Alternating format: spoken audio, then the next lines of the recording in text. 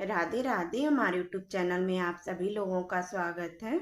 माता रानी भजन प्रस्तुत करने जा रहे हैं। कैसा लगा कमेंट करके बताइएगा। लाइक शेयर सब्सक्राइब पूरा वीडियो देखिएगा। अपना सपोर्ट बनाए रखिएगा। पर्वत फाड़ के निकललू गजब कई दिहलू ए मैया।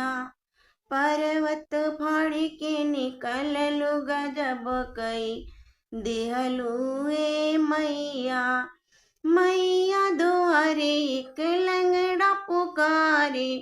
मैया दुआरे एक लंगड़ा पुकारे। लंगड़ा के पैर दे दिहलू गजब कई दिहलू ए मैया।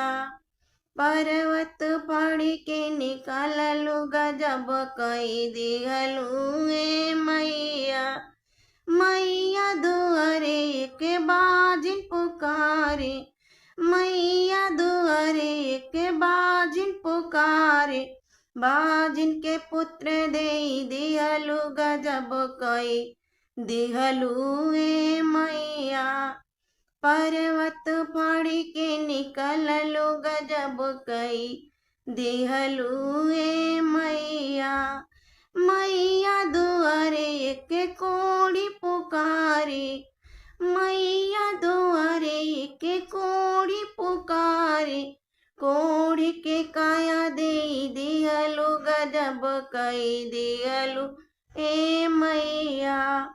कोड़ी के काया दे दिहलू गजब कई दिहलू ए मैया। पर्वत फाड़ के निकललू गजब कई दिहलू ए मैया। मैया दुआरे एक बालक पुकारे। मैया दुआरे एक बालक पुकारे।